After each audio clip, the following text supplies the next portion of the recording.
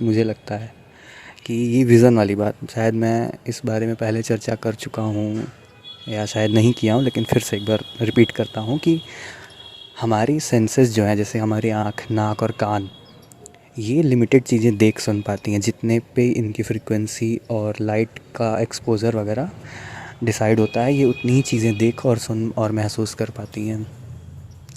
और अब बात ये है कि हम केवल ह्यूमंस ही नहीं हैं इस एग्जिस्टेंस का एक पार्ट, इसमें बहुत सारे लिविंग बीइंग्स हैं और सबका विज़न और थॉट और थिंकिंग प्रोसेस और लाइफ स्पैन अलग अलग है। तो एक अल्टीमेट ट्रुथ की जब मैं बात करता हूँ, मुझे जैसे मैं सोचता हूँ कि इतने सारे डाइवर्जेंस हैं, क्योंकि एनिमल अलग है, इंसेक्ट्स अलग हैं, फिर हम अलग हैं, जैसा कि हमने बना रखा है, क्योंकि ये तो थ्योरी हमने ही दी है कि एनिमल अलग है और ये अलग है। बट फिर भी एक यूनिवर्सल ट्रुथ क्या है, इस यूनिवर्स ये दिखता कैसा है, ये महसूस कैसा होता है, तो कहीं ना कहीं मुझे लग रहा है कि ये अलग ही अलग दिखता और महसूस होता है। और ये ऐसे ही है ही, ये एक भी है और अलग भी है एक ही टाइम पर। जैसा कि डबल स्लिट एक्सपेरिमेंट में पार्टिकल्स वेव्स डुअलिटी दिखाते हैं, वैसे ही मुझे लगता है कि ये सारी चीज़ें ऐसी ही हैं।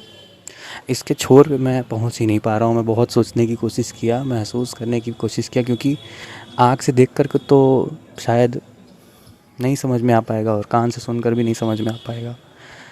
जब एकदम शांति रहती है तो टी से कर ऐसे कुछ आवाज़ आती रहती है। हाँ, मतलब ये सब मैंने अनुभव किया है। और बहुत ध्यान से किसी चीज़ को देखने पर भी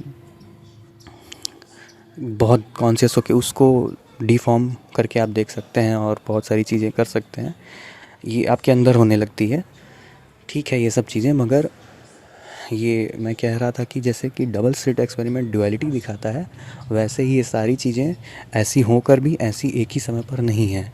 ये तो चीज़ क्लियर हो गई है, बिल्कुल क्लियर है कि जो सारी चीज़ें हमें जैसे दिख रही हैं, अब फंसे हैं हम लोग इन सब चीज़ों में।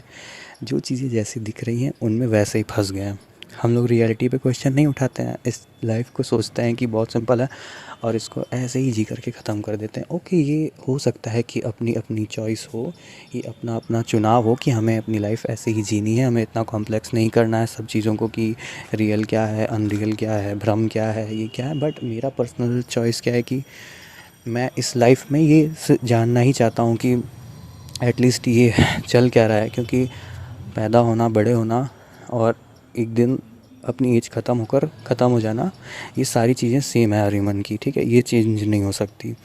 लेकिन ये तो अब जैसे मुझे लगता है कि मुझे जानना चाहिए कि ये मैं अगर आया हूँ, मैं मतलब ये जिस जिस बॉडी में मैं हूँ, इस बॉडी के थ्रू मैं इन सब चीज़ों को एक्सपीरियंस कर रहा हूँ। मतलब देखना, सुनना, खाना पीना और सारी थिंग्स, रिलेशन, और ये सब तो बहुत ही दूसरी चीज़ हो गई।